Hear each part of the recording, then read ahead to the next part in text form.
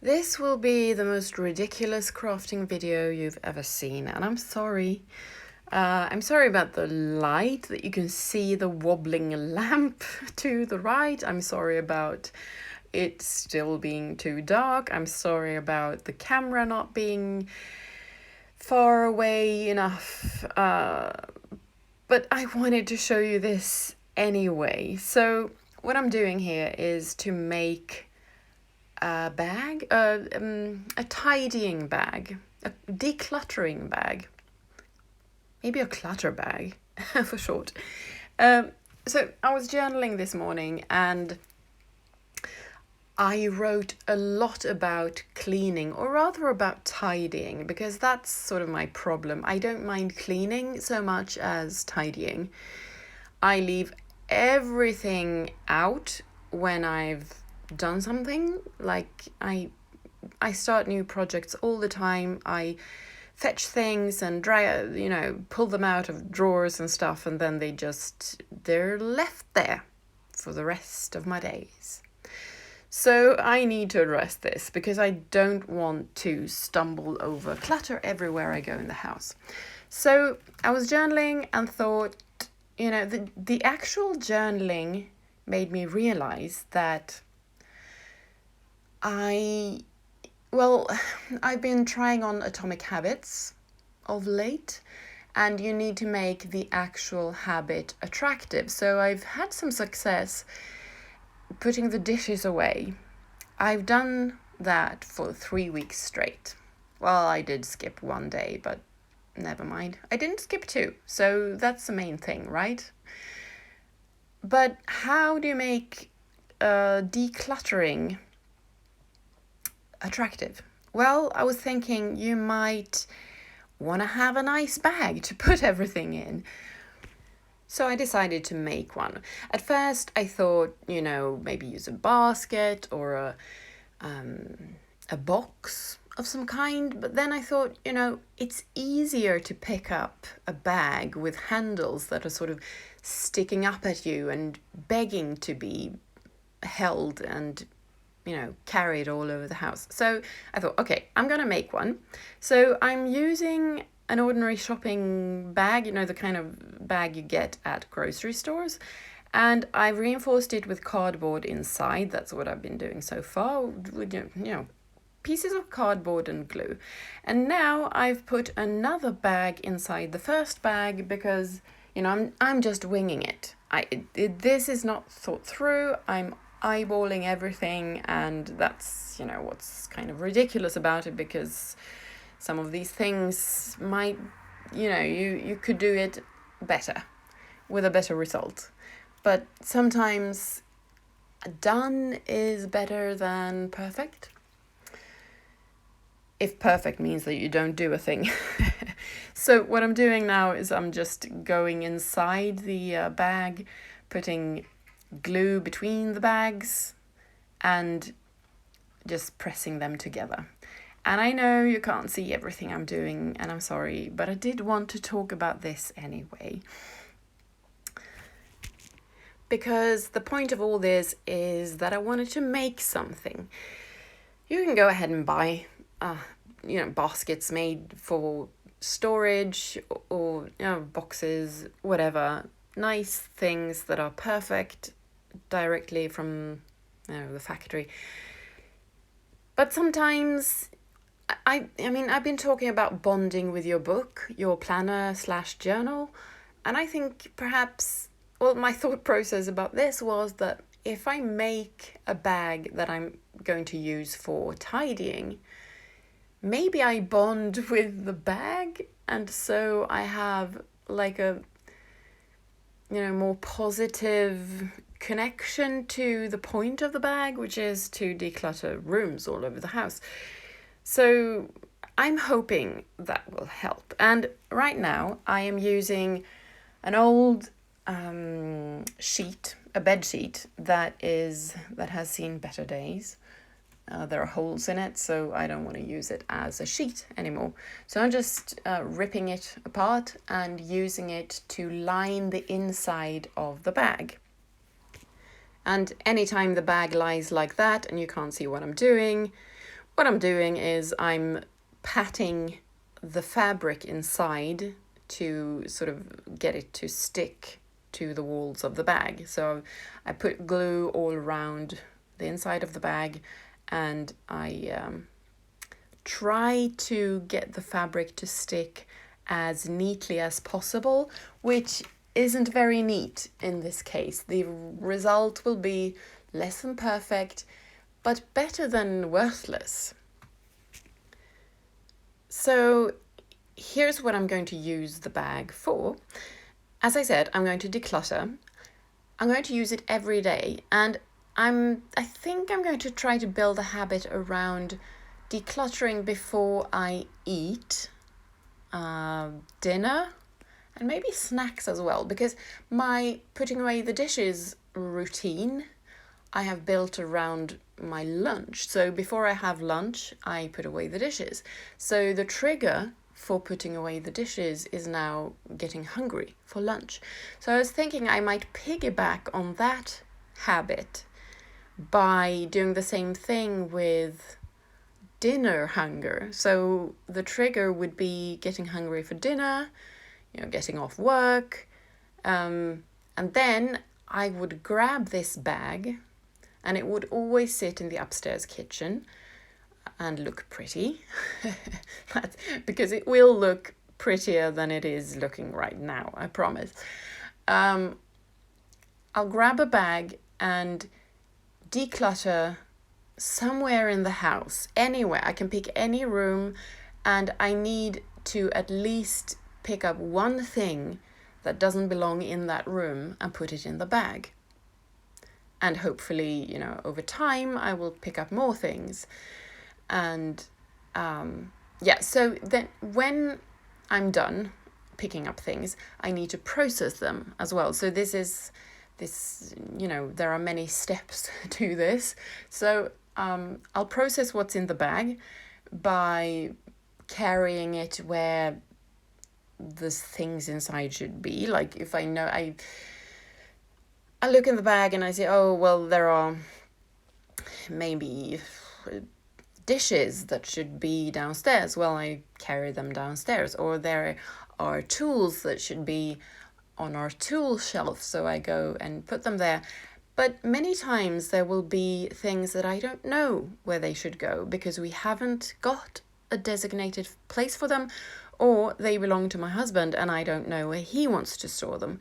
So part of the point about this with this bag is that I'll then bring it to my husband after dinner, and we'll discuss where should these things go. Do I throw this away? Do you want to keep it? Where do you want to keep it? Should we create a space for this thing? And so on.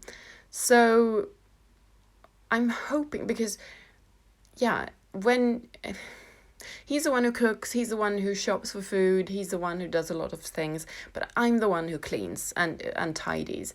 So, but since, we have a shared household, so I can't tidy his things away if I don't know what to do with them. So this is my solution, my way of,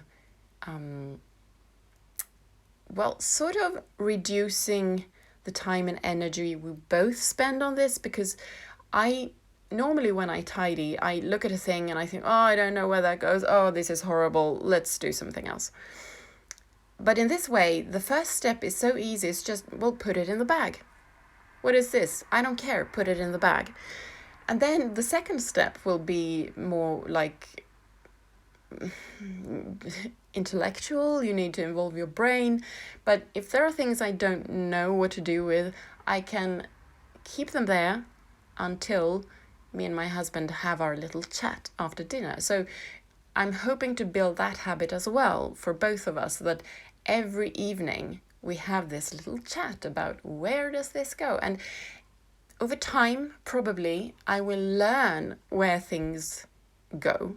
So our chats will be fewer or shorter. I don't know. I'm hoping this is a good idea.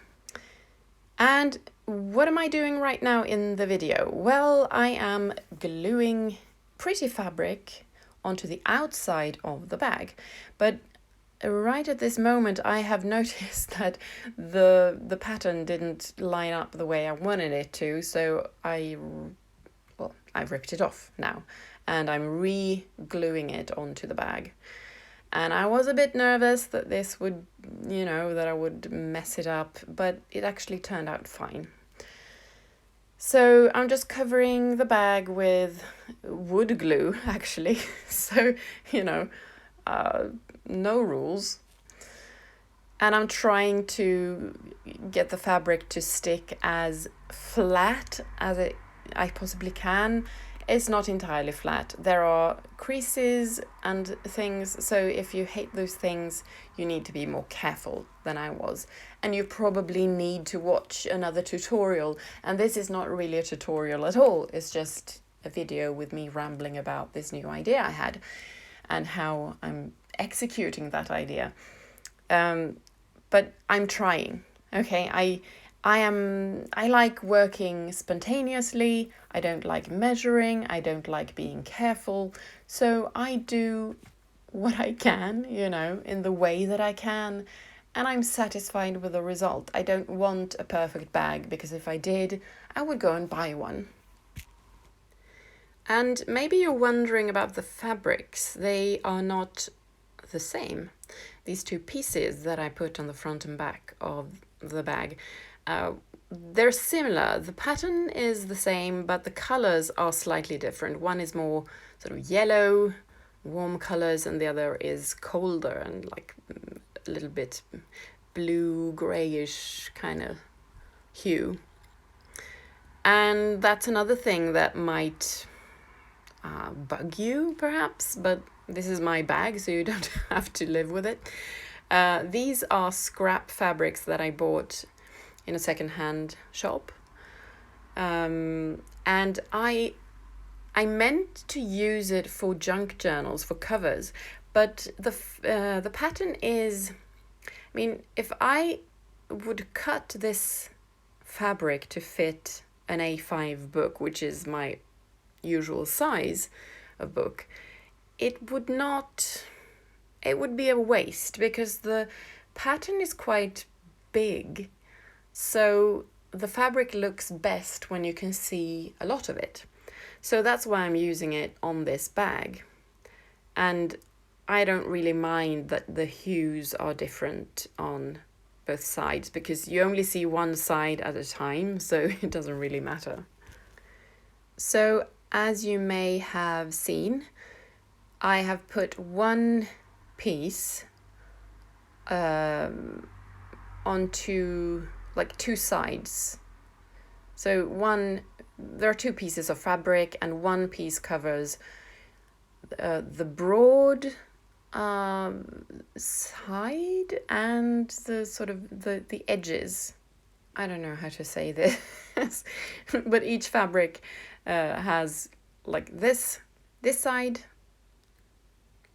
It covers this side, and the side that's narrower, the narrower parts of the bag. You know what I mean, come on. I can't think of the words. So that means that two sides are sort of yellowish and two sides are sort of grayish blue. But it's the same pattern, and I'm trying to line it up fairly well.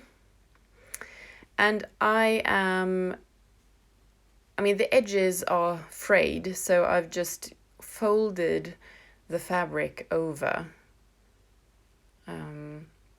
to make a nicer edge where the two pieces meet. And what am I doing now? Am I gluing? Yes, the top. The edge. I'm folding over the top and gluing the fabric down inside the bag. And I know you can't really see what I'm doing. I'm so sorry. But look at that. It's quite nice, the border at the top. I like it. And what I'm doing now is I'm actually pouring glue into my hand. I have a plastic glove, vinyl glove, and I'm spreading it across or over the bag behind the fabric, and well, trying to smooth the fabric down to make it stick. And now I'm just working on the bottom of the bag and trying to figure out how to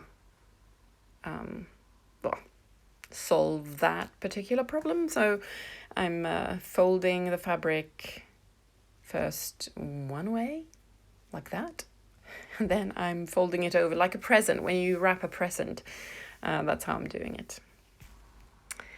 And there's sort of another point to making this bag, because I could use a box, as I said, and I could use a big box so that it fits a lot of stuff. But I'm thinking, since I have a problem with decluttering and tidying up, it may be a good thing that this bag isn't very big and it doesn't house that many things, So maybe it feels less like a chore if I know that I can't, I can fill this bag quite quickly. So that means it's not a lot of work. And here again, I'm fixing the inside.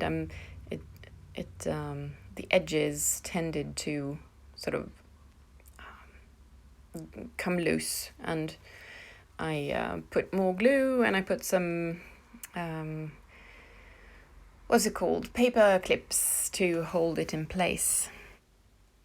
And here I'm even using paper clips on the sides. So as I said, I folded the fabric to make the edge look nicer, but that meant that it sort of stuck up from the bag. So I wanted it to fit more snugly, to be pressed down, as it were. So I put paper clips and similar all along the edge to sort of make the edge crisper. And this bag is quite supple, so it was easy to do that. If I had reinforced it with harder cardboard, it might not have been possible to use those paper clips on the sides like I'm doing here. And when I had put all the paper clips in place, I just left the bag to dry. And I am going to reinforce the handles as well. I just don't know with what yet. And voila! Here's the result.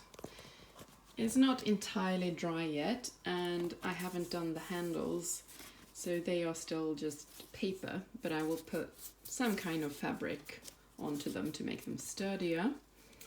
So inside the bag you can see that there is liner fabric, the sheet that I added, and it's really wrinkly, I know. But I don't know, it's a tidying bag, who cares? It's going to be filled with clutter. So it consists of 2 bags that are glued together with some supple cardboard on the sides and in the bottom, and then the liner fabric. And here, here at the bottom I put another piece of cardboard just to hold the fabric down. And on the outside we have this pretty floral fabric, 2 different colors, but exactly the same pattern. Look at this and this. It's the same. And this is the same as this. And oh, here's a really big wrinkle. But it's too late to do anything about that, and I just don't care. So that's it. A homemade cleaning bag ready to use.